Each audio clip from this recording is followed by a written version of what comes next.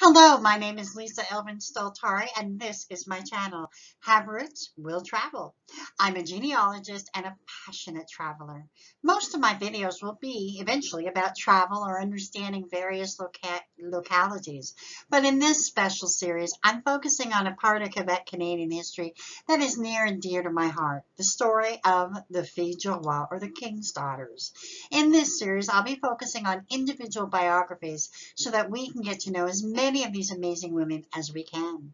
Please let me know in the comments below if there's one Fille du Roi in particular you are interested in, and I'll try to move her to the front of the line. And please don't forget to subscribe to the channel and click on the notifications alert so you'll know when I post new content. Now, the Fille du Roi was a program that was begun in 1663. I go into this in great depth in a video that I produced called Les Filles du Roi, the program 2.0.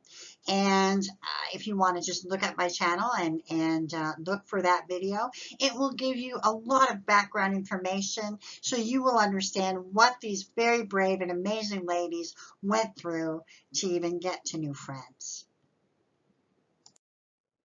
Let's turn our attention to one lady in particular. Her name, Michelle Ouinville, and she happens to be my 8 times great-grandma. Let's get to know her a little bit. Michelle was born in the 4th arrondissement of Paris, in the parish of St. Paul, in 1647. Her parents were Pierre Ouinville and Antoinette Bonnard. The church she was baptized in was l'Église St. Paul, which was first built started to build in 1627. The king himself laid the first stone in 1627, and it was completed in 1641. And the church was consecrated on Ascension Day, May 9, 1641, under the name of Église Saint-Louis. The Cardinal Richelieu, you know how famous, celebrated the first Mass with great fanfare in the presence of the king and his court and 15 bishops. To think that this church was only 6 years old when Michelle was baptized, wow. The 4th arrondissement, also known as Hôtel de Ville, is situated on the right bank of the River Seine. Notre-Dame Basilica, the very famous Notre Dame, is also found in this arrondissement. Arrondissement, remember, means the region or the circle. It's part of the circle of how they divide things.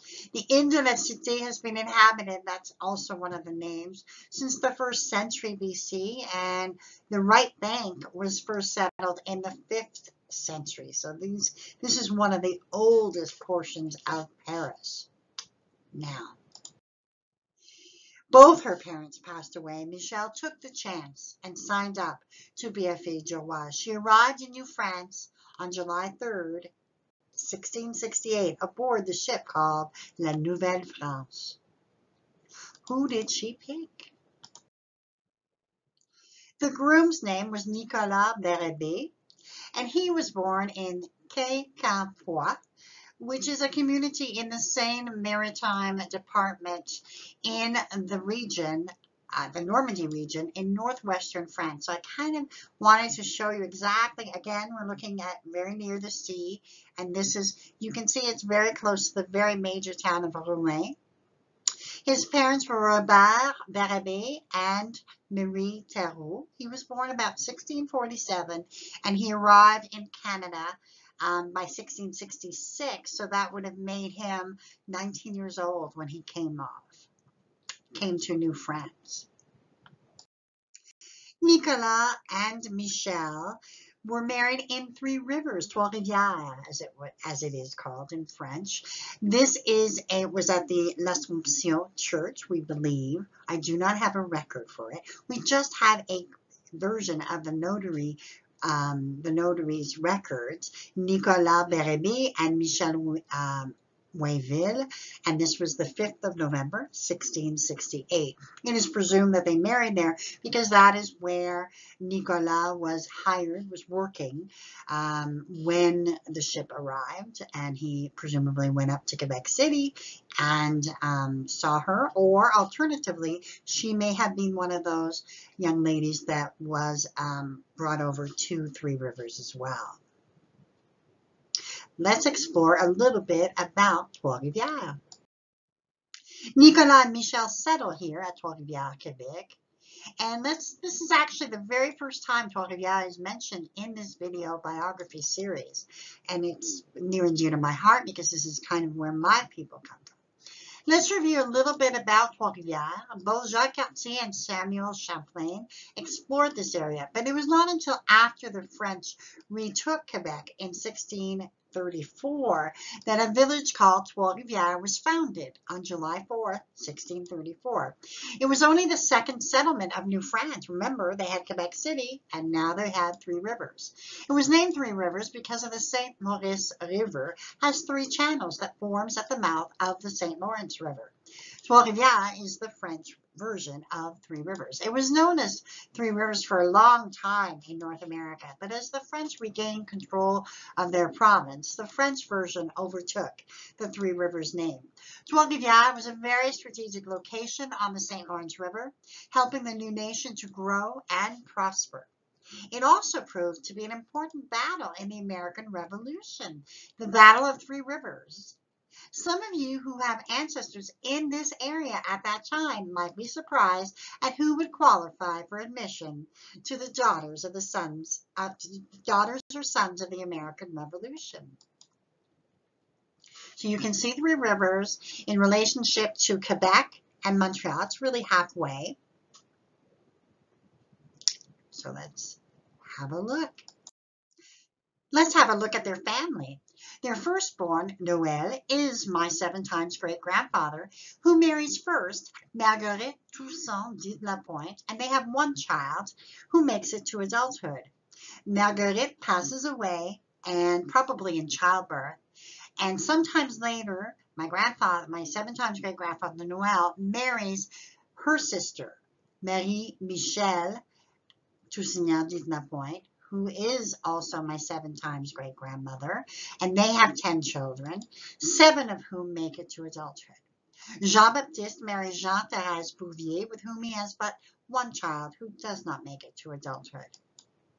Marie-Jeanne marries Jean Pérouse dit Toulouse, with whom she has 4 children, all of whom make it to adulthood. Marie-Antoinette marries Louis Auger dit Le Baron, with whom she has 10 children, all of whom make it to adulthood. And the last child for Nicolas and Michel is Madeleine, who sadly passes away at the age of 4 years. What happens? Nicolas, this is the first time we're seeing this as well. Nicolas passes away in 1676. Michel was only 29 years of age. The next year, she marries Michel Lemay dit Poudrier, a widower with 9 children. She has 5 children. This is obviously a precursor to the movie Yours, Mine, and Ours. Well, but here's where it gets a little complicated, at least for me. The man that Michel has chosen happens to already be my 8 times great-grandfather, and is the father of 4 of my 7 great-grandparents from his first wife. He and Michel are married until his death in 1685, and they have 3 more children. They actually moved to Loubignan, and René Louis Chartier became the first seigneur of this territory when in 1672 he was granted by the King of France with Jacques Talon's assistance. He named the seigneury after one of his family's old seigneuries in France, Loubignan. In 1693, the inhabitants built a small church, and they called it La Domaine. It was during the construction of this building that the Bishop of Saint-Vallier, impressed by the faith and the courage of these settlers, said, hey, you know what? We want to elevate the Loubignan mission to a parish. And so it was in 1724. Michel and Michel moved to Loubignan sometime in the spring of 1678. Michel owned about 5 acres of land by the river and was a fisherman and an eel purveyor. At the time, a barrel of eels sold for between 25 to 30 pounds. Now, I'm repeating a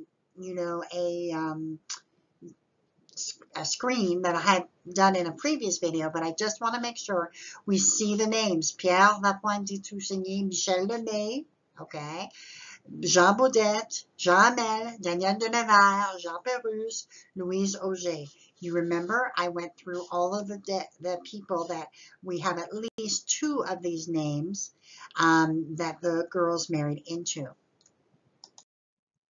Marie and Michel had, Michel and Michel had Marie-Madeleine Lemay, dite Poudrier, and she married Claude Hull and had 6 children, all of whom made it to adulthood.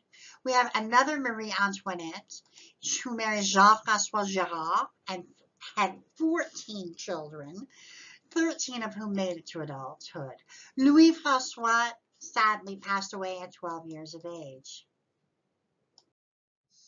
Now, Michel's second husband, Michel, dies in 1684. It's thought that he may have drowned, in the St. Lawrence River being a fisherman.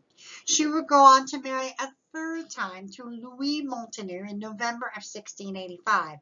This union would not produce any children, but would last until her death in 1700. She died on November 20th at 1700 at the Hotel Dieu de Quebec. She is buried in the chapel of the Hotel Dieu Hospital in Quebec City. She was 53 years old. What a life she led. Seriously. So many children, so many husbands. She truly did a remarkable achievement. And she's one of my favorite Fille du Roi, just because of all of her experiences that she had. And so ends another mini biography of these amazing Filles du Roi. And with that, I will see you in the next video. And until then, au revoir.